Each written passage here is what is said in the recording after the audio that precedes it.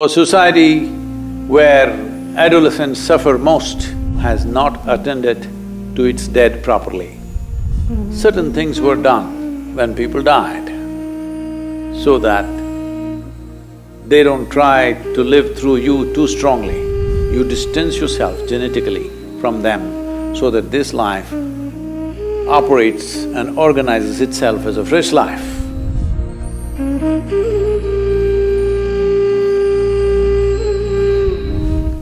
Well, it is mahalayaamavasya in the next few days. This is a time of the year where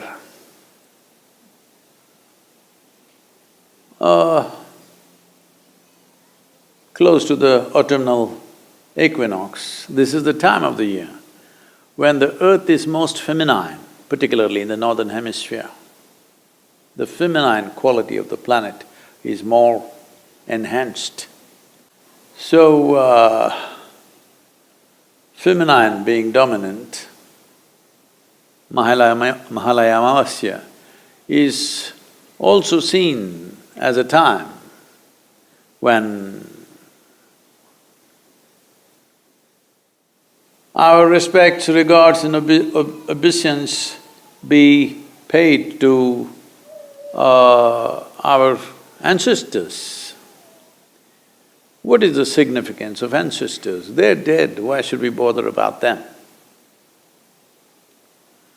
Well, the problem is, who you are right now, in today's world, you constantly being on Google, maybe you think you were delivered by the Google lady. The people that we refer to as your ancestors, they may not necessarily be wandering around, hanging on to the trees, but they're living within you. How much of ancestry stays alive within you? On one level, it enriches your life. On another level, it enslaves your life. We are who we are only because of our forefathers. What they learned, what they knew, their skills, their technologies, their sense of life, we have imbibed all of it knowingly or unknowingly, every one of us. At the same time, if you let them live too strong within you, you won't have a life of your own. Because then, do not underestimate the dead, they will try to live through you. This is why so much care was taken, not in any one culture, across cultures everywhere in the world. Certain things were done when people died so that they don't try to live through you too strongly. Because if they live through you too strongly, your life is wasted. That is, you will not be a fresh life. You will be sort of a carbon copy of an old life. The very way you sit and stand You may not understand this in the beginning of your life. When you were 18, 20, you thought you're definitely not going to be like your father or your mother, that's the last thing you want to be. You know, I'm talking about the free spirits. But by the time you're 45, you sit like them, you stand like them, you talk like them, you know. Unknowingly, even your body moves like them. So every culture always took care to distance themselves from the dead in so many different ways.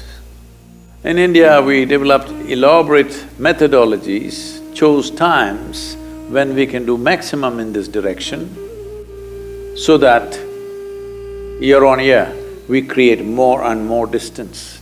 So this is a time of the year which is referred to as the pitrupaksha.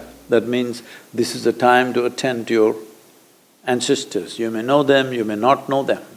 Up to 12 generations of people are usually attended to so that they don't try to live through you. You distance yourself genetically from them so that this life operates and organizes itself as a fresh life, as a new possibility, that it doesn't become a repetition of the past. So this, we are right now at this time on the mahalayaamavasya in the yoga center. I think anywhere between 20 to 25,000 people will do the necessary processes to distance themselves from their ancestors. They may be dead long time ago. How we handle the dead has substantial relevance to one's life. I've said this before, which now going into research mode in some places, because what you observe with life is no more research. You have to observe the lab rats, whether their ancestral behavior has influence on them. Only if it's true for rats, it's true for you. Rat race, you know. Well, even among them, it's been noticed that one experiment, I think this happened in the Emory University, if I'm right, or I could be off in terms of university, some premier American university for sure.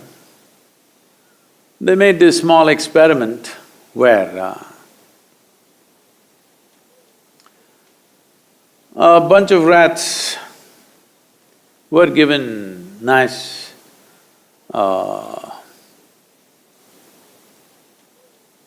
a cherry blossom smelling cheese. They lapped it up one day. Next day when they came to eat, when they bit into the cheese, they got an electric shock. You know, humans. And again, a few days, they did this, that whenever they bit into this cherry blossom smelling cheese, they got a shock. 7 generations of rats would not go anywhere near cherry blossom smell. They learned their lesson, I'm saying. And these generations did not live together in case they're running a school. They were separated. So wherever they were, for 7 generations, their learning remained. It's only in the 8th generation, it started dissipating. So it is true with rats, it must be true with you. I mean, I'm going by the data. But we know always it's true with you. Both positives and negatives are true with you. Both positives and negatives, if it become very strong influence upon your life, they turn into a negative process. It may be positive, but if it becomes a very strong influence, then it becomes negative because whatever your 7 I'm only going 7, okay? Mahalayaamavasya we're going to 12, but in case, because you're all covered, I can't make out whether you're Homo sapiens or rodents. Really, we're all looking funny these days.